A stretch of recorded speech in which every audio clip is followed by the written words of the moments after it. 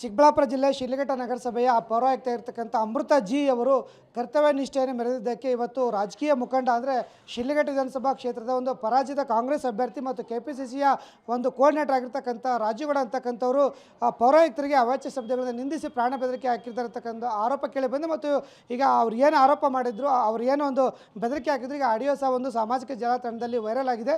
ಸ್ವತಃ ಈ ಕುರಿತು ನಮ್ಮ ಜೊತೆ ಮಾತನಾಡೋದಕ್ಕೆ ಶಿಡ್ಲಘಟ್ಟ ನಗರಸಭೆ ಪೌರಾಯುಕ್ತೆ ಅಮೃತ ಜಿ ಅವರಿದ್ದಾರೆ. ಏನು ಹೇಳ್ತಾರೆ ಅಂತ ನೋಡ್ತೀನಿ. ಮೇಡಮ್, ನೀವು ಯಾಕೆ ಅವ್ರು ನಿಮಗೆ ಫೋನ್ ಮಾಡಿದ್ರು, ಏನಾಗಿತ್ತು? ನಮಸ್ಕಾರ ಸರ್. ಅದು ಒಂದು ಕಾರ್ಯಕ್ರಮ ಹಮ್ಮಿಕೊಂಡಿದ್ರು ಸರ್. ಸೊ ಅದರ ರಿಲೇಟೆಡು ಫ್ಲೆಕ್ಸ್ಗಳನ್ನ ಹಾಕೋದಕ್ಕೆ ಅಂತ ಅಂದ್ಬಿಟ್ಟು ನಮಗೆ ಫ್ರೈಡೇ ಈವ್ನಿಂಗ್ ನಮಗೆ ವಾಟ್ಸಪ್ ಮುಖಾಂತರ ನಮಗೆ ಅವ್ರ ಕಾರ್ಯಕರ್ತರೊಬ್ಬರು ರಿಕ್ವೆಸ್ಟ್ ಕಳಿಸಿದ್ರು. ನಾವು ಹೇಳಿದ್ವಿ ಇವತ್ತು ಆಲ್ಮೋಸ್ಟ್ 5:36 ಆಗಿದೆ, ಸ್ಟಾಫ್ಸ್ ಯಾರೂ ಇಲ್ಲ, ಇದನ್ನು ಮಂಡೇ ಪರ್ಮಿಷನ್ ಕೊಡ್ತೀವಿ ಅಂತ ಹೇಳಿದ್ವಿ. ನೀವು ಅಪ್ಲಿಕೇಶನ್ ಕೊಟ್ಟು ಹೋಗಿ ನಾವು ಮಂಡೇ ಪರ್ಮಿಷನ್. ಅಂದರೆ ಈಗ ನೀವೇ ಆಡಿಯೋದಲ್ಲಿ ಹೇಳ್ತೀರಿ ಅವರು ಅಕ್ರಮವಾಗಿ ಬ್ಯಾನರ್ ಹಾಕಿದ್ರು, ಅದರಿಂದ ಸಾರ್ವಜನಿಕರಿಗೆ ತೊಂದರೆ ಆಗ್ತಿದೆ ಅಂತ ನೀವು ತೆರವುಗೊಳಿಸಿದ್ರಿ ಅಲ್ವಾ? ಹೌದು, ಅದಕ್ಕಿನ್ನೂ ಪರ್ಮಿಷನ್ ಕೊಟ್ಟಿರಲಿಲ್ಲ. ಫ್ರೈಡೇ ಈವ್ನಿಂಗ್ ಕೊಟ್ಟಿದ್ದರಿಂದ ಅಪ್ಲಿಕೇಶನ್ ನಮಗೆ ಬಂದಿತ್ತು. ಪ್ರೊಸೆಸಿಂಗ್ ಎಲ್ಲ ನಾವು ಮಂಡೇ ಮಾಡ್ಕೋತೀವಿ ಅಂತ ಹೇಳಿದ್ವಿ. ಸೊ ಅಷ್ಟರಲ್ಲಿ ಆಲ್ರೆಡಿ ಅವರು ಫ್ಲೆಕ್ಸ್ ಬ್ಯಾನರ್ಸ್ಗಳನ್ನ ಹಾಕಿದ್ರು.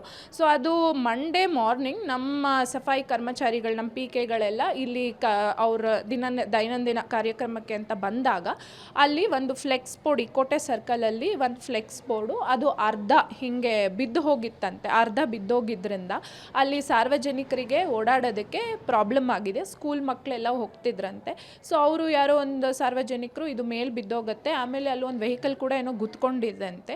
ಸೊ ಹಾಗಾಗಿದ್ರಿಂದ ಅವರು ಕಂಪ್ಲೇಂಟ್ ಮಾಡಿದ್ದಾರೆ ನಮ್ಮ ಹೆಲ್ತ್ ಇನ್ಸ್ಪೆಕ್ಟರ್ಗಳಿಗೆ ಮತ್ತು ನಮ್ಮ ಪೌರ ಕಾರ್ಮಿಕರು ಅಲ್ಲೇ ಇದ್ದವರಿಗೆ.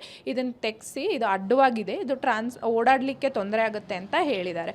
ಸೊ ಇದರಲ್ಲಿ ಅರ್ಧ ಬಿದ್ದೋಗಿದ್ದನ್ನು ಇನ್ನದು ಮತ್ತೆ ಬಿದ್ದೋಗಿ ಇನ್ನೂ ಬೇರೆ ಪ್ರಾಬ್ಲಮ್ ಈಗ ಅವರು ಅಕ್ರಮವಾಗಿ ಬ್ಯಾನರ್ ಹಾಕಿದ್ರು, ನಿಮ್ಮ ಸಿಬ್ಬಂದಿ ಇರ್ಬೋದು, ನೀವು ಅದನ್ನು ತೆರವುಗೊಳಿಸಿದ್ದೀರಿ. ಅದಕ್ಕೆ ಅವ್ರು ನಿಮಗೆ ಕರೆ ಮಾಡಿ ಏನು ಮಾತಾಡಿದರು? ಅವ್ರು ನಮಗೆ ಕಾಲ್ ಮಾಡಿ ಕೇಳಿದ್ರು, ನೀವು ಯಾಕೆ ಬಿಚ್ಚಿದ್ರಿ ಅಂತ ಕೇಳಿದ್ರು. ನಾವು ಹೇಳಿದ್ವಿ ಸರ್, ನಾವು ಬಿಚ್ಚಿಲ್ಲ, ನಾವು ಅದನ್ನು ಬಿಚ್ಚಿಲ್ಲ, ಅದು ಅರ್ಧ ಬಿದ್ದೋಗಿದ್ದರಿಂದ ನಾವು ಅದನ್ನು ತೆಗೆದುಬಿಟ್ಟು ಆಫೀಸಲ್ಲಿ ಇಟ್ಟಿದ್ದೀವಿ. ನಿಮ್ಮ ಎಕ್ಸ್ ಕೌನ್ಸಿಲರ್ಸ್ಗಳಿಗೂ ನಾವು ಅದನ್ನು ಇನ್ಫಾರ್ಮ್ ಮಾಡಿದ್ದೀನಿ. ಇಮಿಡಿಯೇಟ್ ನಾನು ಅಲ್ಲೇ ಇನ್ಫಾರ್ಮ್ ಮಾಡಿದೆ. ಇವ್ರು ನನಗೆ ಇನ್ಫಾರ್ಮ್ ಮಾಡಿದ್ದು, ನಮ್ಮ ಹೆಲ್ತ್ ಇನ್ಸ್ಪೆಕ್ಟರ್ಸ್, ಮೇಡಮ್ ಹಿಂಗೆ ತೆಗೆದಿಟ್ಟಿದ್ದೀವಿ ಅಂದಿದ ತಕ್ಷಣ ನಾನು ಇನ್ಫಾರ್ಮ್ ಮಾಡ್ತೀನಿ ಅಂತ ನಮ್ಮ ಹೆಲ್ತ್ ಇನ್ಸ್ಪೆಕ್ಟ್ರು ಕೂಡ ಅವ್ರಿಗೊಬ್ಬರು ಎಕ್ಸ್ ಕೌನ್ಸಿಲರ್ಗೂ ಕಾಲ್ ಮಾಡಿದ್ರಂತೆ. ನಾನು ಕೂಡ ಮಾಡಿದ್ದೀನಿ, ಇಬ್ರಿಗೆ ಕಾಲ್ ಮಾಡಿ ನಾನು ಹೇಳಿದೆ, ಹಿಂಗೆ ಇದನ್ನು ಅರ್ಧ ಬಿದ್ದೋಗಿತ್ತು, ತೆಗೆದಿಟ್ಟಿದ್ದೀವಿ ಸರ್, ಪಕ್ಕದಲ್ಲಿ ಕಟ್ಕೊಳ್ಳಿ, ಅಲ್ಲೇ ಕಟ್ಟಕ್ಕೆ ಹೇಳಿ ಸರ್ ಪಕ್ಕದಲ್ಲಿ ಅಂತ ನಾನು ಹೇಳಿದ್ದೆ. ಈಗ ನಾವು ಆಡಿಯೋಗಳಲ್ಲಿ ಕೇಳ್ತೀವಿ, ತುಂಬ ಅಸಂವಿಧಾನಿಕವಾಗಿ ಯಾರು ಬಳಸಬಾರದ ಪದಗಳನ್ನು ಬಳಸಿದ್ದಾರೆ. ಒಬ್ಬ ಪೌರಾಯುಕ್ತರು, ಮಹಿಳಾ ಪೌರಾಯುಕ್ತರ ಜೊತೆ ಈ ಥರ ಮಾತಾಡೋದನ್ನು ಒಪ್ಕೊತೀರಾ? ಸರ್, ನಾವು ಅವರಿಗೆ ಕನ್ವಿನ್ಸ್ ಮಾಡೋಕ್ಕೆ ಟ್ರೈ ಮಾಡಿದ್ವಿ ಸರ್. ನಾವು ಯಾವುದೂ ಇಲ್ಲೀಗಲ್ಲಾಗಿ ಅದನ್ನು ತೆಗೆಸಿಲ್ಲ, ಇದು ಸಾರ್ವಜನಿಕರಿಗೆ ತೊಂದರೆ ಆಗಿದ್ದರಿಂದ ತೆಗೆಸಿದ್ದೀವಿ ಸರ್ ಅಂತ ನಾವು ಅವ್ರಿಗೆ ಕನ್ವಿನ್ಸ್ ಮಾಡೋಕ್ಕೆ ಹೇಳಿದ್ವಿ. ನಾವು ಪರ್ಪಸ್ಫುಲಿ ಯಾವುದನ್ನು ಅದನ್ನು ಮಾಡಿಲ್ಲ, ಅದು ಹಿಂಗಾಗಿದ್ದರಿಂದ ತೆಗೆದ್ವಿ. ಬಟ್ ನೀವು ಕಟ್ಕೊಳ್ಳಿ, ಪಕ್ಕದಲ್ಲಿ ಕಟ್ಕೊಳ್ಳಿ ಸರ್, ನಮ್ಮದೇನು ತೊಂದರೆ ಇಲ್ಲ, ಪಕ್ಕದಲ್ಲಿ ಕಟ್ಕೊಳ್ಳಿ ಅಂತ ಹೇಳಿದ್ವಿ. ಬಟ್ ಅವರು ಅದನ್ನು ಕನ್ಸಿಡರ್ ಮಾಡಿಲ್ಲ, ಹಾಗೆ ಬೈತಾ ಇದ್ರು ಸರ್ ನಮ್ಮ ಹೆಲ್ತ್ ಇನ್ಸ್ಪೆಕ್ಟರ್ಸ್ಗಳಿಗೂ. ಆಡಿಯೋ